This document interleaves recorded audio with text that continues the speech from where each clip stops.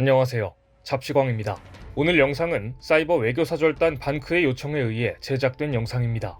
반크의 의미 있는 활동을 응원하는 마음에서 이번에도 마찬가지로 대가 없이 무료로 영상을 제작했습니다. 따라서 유료 광고 포함 태그는 달지 않았습니다. 한국 문화를 자기 것이라 우기는 중국이 또다시 선을 넘는 도발을 하고 있습니다. 최근 들어 한국인의 아픔이 담긴 음식인 부대찌개조차 중국 음식이라고 주장하는 영상이 등장했습니다. 부대찌개는 한국전쟁 이후 먹거리가 부족해지자 미군이 먹다 남거나 미군의 보급품에서 빼낸 음식을 넣고 끓인 한국의 국물 요리입니다. 말 그대로 군부대의 찌개라는 뜻으로 한국 전쟁 당시 미군 부대가 있었던 의정부를 중심으로 유행하게 됐는데요. 이런 한국의 아픈 역사가 담긴 부대찌개를 중국 음식이라 소개하는 영상이 올라와 논란이 되고 있습니다. 지난 27일 다수 온라인 커뮤니티에는 틱톡에 올라온 대륙의 부대찌개 스케일이라는 제목의 영상이 빠르게 확산됐습니다. 영상을 보면 중국어를 하는 여성이 색동 저고리를 입고 부대찌개를 요리하는 모습이 담겼습니다. 해당 여성은 어묵꼬치와 김치, 라면, 떡을 넣고 부대찌개를 끓였고 이후 가족들과 둘러앉아 식사를 하면서 막걸리까지 곁들이는 모습을 담았는데 문제는 이 영상의 태그에 중국 음식, 중국 이야기 등이 적혔다는 것입니다. 다른 음식도 아닌 한국 전쟁의 아픔이 담긴 부대찌개를 중국 음식으로 소개한 것이 전해지자 한국 누리꾼들은 분노했습니다. 한국 부대찌개가 맛있어서 해먹는다고 하면 될 것을 중국 음식 태그를 붙인다는 게 황당하다. 한복에 막걸리까지 심했다. 다른 것도 아니고 중국이 적으로 등장했던 한국 전쟁 때 만들어진 음식인데 이걸 중국 음식이라고 우긴다는 것은 최소한의 양심이 없다는 생각이 듭니다. 외국인들 입장에서도 부대찌개가 중국 음식이라는 주장은 황당 그 자체입니다. 부대찌개 마니아로 유명한 울프 슈레더 씨는 과거 SNS를 통해 해외 출장을 다녀오는 동안 부대찌개를 먹지 못해 너무 그리웠다고 언급한 적이 있습니다. 그런데 그가 다녀온 출장지는 바로 중국 상하이였습니다. 외국인들 입장에서도 부대찌개는 중국에서 접할 수 없는 한국 음식이라는 인식이 박혀있는 마당에 한복 입고 부대찌개를 먹는 영상 찍어 올리며 중국 음식이라는 태그만 걸면 중국 음식이 되는 줄 아는 단순한 발상이 참 황당합니다. 그동안 중국은 김치, 한복, 판소리, 아리랑, 부채춤 등 분야를 가리지 않고 한국 문화를 자기 것이라 우겨댔는데 이제는 하다하다 삼계탕뿐만 아니라 부대찌개까지 중국 음식이라고 소개하고 있는 것인데요.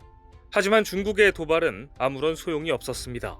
작년 1월부터 11월 사이 한국 농식품 수출액이 지난해 같은 기간 대비 2.4% 증가했는데 중국 수출이 12억 8,810만 달러로 가장 많았고 그 뒤가 미국 수출이었습니다.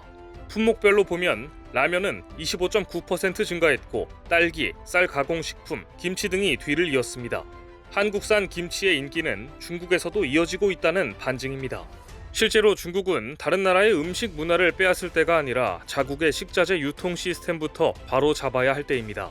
한국의 다양한 먹거리가 수출 대박을 치며 효자 상품으로 자리를 잡는 동안 중국에서는 최첨단 장비까지 동원해 불량식품을 만드는데 여념이 없습니다. 보시는 영상은 최근 중국에서 커다란 논란이 되고 있는 고기 중량을 늘려주는 기계입니다. 돼지고기로 보이는 고기가 벨트를 통과하는 동안 위에서 수십 개의 침이 내려오고 고기 내부에 물을 주입하는 방식입니다. 영상에서는 이러한 방식으로 고기의 중량을 최대 2배 가까이 늘릴 수 있다고 언급합니다. 100g의 고기를 200g으로 만드는 연금술에 가까운 첨단 기술이라고 볼 수 있는데요.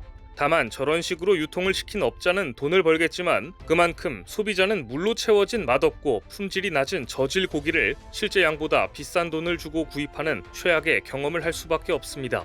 이런 불량식품이 계속해서 유통되는 한 중국은 영원히 한국의 음식 문화를 부러워하며 따라하고 자기 것이라고 우기는 처지를 벗어날 수 없을 것입니다. 그리고 이제 김치는 세계인들에게 완전히 한식으로 자리를 잡았습니다. 예전에는 김치하면 해외에서 이민자의 식품으로 바라보는 시선이 있었지만 지금은 한국인의 건강식이라는 인식이 확산되고 있습니다. 브라질 상파울루시는 남미 최초로 김치의 날을 제정했고 현재까지 미국, 브라질, 영국 등 3개국의 일부 지역과 아르헨티나에서 11월 22일을 김치의 날로 제정하고 있는데요. 미국에서는 2021년 8월 캘리포니아주에 이어 버지니아주, 뉴욕주 등에서도 김치의 날을 제정했습니다. 영국 킹스턴 왕립구는 유럽 최초로 지난 7월 김치의 날을 정했습니다. 이처럼 각국이 김치의 날을 제정하게 되면 한국이 김치 종주국이라는 것은 물론이며 유네스코가 김장을 인류 무형문화유산으로 지정했다는 내용까지도 자연스럽게 홍보될 수 있습니다. 우리 민족의 밥상에 오랫동안 오른 김치가 최근 세계인이 찾는 음식으로 떠오르게 된 데는 전 세계적으로 채식을 선호하는 트렌드도 한몫했습니다. 또한 지금까지 꾸준히 김치가 한국 것임을 알리는데 많은 노력을 했던 사이버 외교사절단 반크의 역할도 컸습니다. 반크의 글로벌 캠페인과 적극적인 홍보 활동을 가장 껄끄러워하는 나라는 중국이었습니다. 반크가 중국이 한국의 삼계탕, 김치, 한복, 갓을 자국 문화로 왜곡하는 행태를 세계에 알리는 글로벌 캠페인을 전개하자 중국 누리꾼들은 반크를 두고 만년 역사의 중국 문화를 훔쳐온 악성 경비견이라는 악질적인 말로 조롱까지 하면서 개에 비유한 그림, 동영상까지 제작해 유포하기도 했습니다. 이 밖에도 김치 기원 논쟁을 두고 파오차이가 원조라는 주장과 함께 한국은 중국 문화를 훔치기 위해 조작됐다는 식의 막말 게시물도 꾸준합니다. 중국 유튜버 시인은 한국은 한 프로부터 영향을 받았다. 혐오 발언이 역사를 바꿀 수 없다는 영상을 올리며 한국 누리꾼들에게 학문적 논쟁을 하자는 주장을 펼치기도 했습니다. 일부 중국 누리꾼들은 사이버 외교사절단 반크에게 테러 위협을 암시하는 말을 하기도 했습니다. 선을 넘어도 한참 넘은 것입니다. 하지만 이에 굴하거나 위축될 반크가 아닙니다. 반크는 한국문화체육관광부가 김치의 중국어 번역 표기를 중국 음식 파오차이에서 신치로 바꾼다는 내용을 담은 훈령 공공용어의 외국어 번역 표기 지침 개정안을 내놓는데 결정적인 역할을 했습니다. 반크가 지난 1월 11일 김치를 중국 음식 파오차이로 번역한 훈령 제427호를 바로잡아달라고 요청한 지 7개월여 만에 문체부가 파오차이를 신치로 바로잡은 것인데요. 파오차이는 스촨성의 염장채소를 말하며 피클에 가까운 음식입니다. 반크는 당시 일본이 독도를 다케시마라고 칭한다고 해서 한국이 이를 공식 인정하면 안 되듯이 김치를 파오차이로 규정해 사용하는 것은 그것을 공식 인정하는 꼴이라고 지적한 바 있습니다. 특히 문체부의 훈령을 근거로 네이버, 다음 등 유명 포털 사이트를 포함해 국내 교과서, 학습서 등이 김치를 파오차이로 잘못 번역하고 있는 사실도 들었습니다. 이렇게 훈령이 잘못되어 있으니 그동안 한국관광공사와 국립국어원 등 정부 기관조차도 똑같은 오역을 하고 있었던 것입니다. 그래서 한류스타, 방탄소년단의 김치 홍보 영상에서도 김치의 중국어 자막이 파오차이로 나갔던 것인데요. 결국 문체부는 반크의 지적을 받아들여 파오차이를 신치로 바로잡았습니다. 하지만 반크는 여기에 만족하지 않고 더 나아가 아예 김치를 더욱 적극적으로 알리고 전 세계 모든 나라의 김치의 날이 제정되도록 하기 위해서 김치의 날 캠페인 사이트를 만들어버렸습니다. 사이버 외교사절단 반크는 김치의 날을 맞아 전 세계 750만 재외 동포와 함께하는 홍보 사이트를 구축했습니다. 김치의 날은 대한민국 법정 기념일로 특정 음식이 기념일의 소재로 된 최초의 사례이기도 한데요. 김치의 다양한 재료 하나하나가 모여 면역 증강, 항산화, 항비만, 항암 등 22가지 이상의 효능을 만들어낸다는 상징적인 의미를 반영해 11월 22일을 기념일로 지정했습니다. 2021년 8월 미국 캘리포니아를 시작으로 이미 4개국, 14개의 도시 등 지방자치단체가 이날을 기념일로 제정 선포했습니다.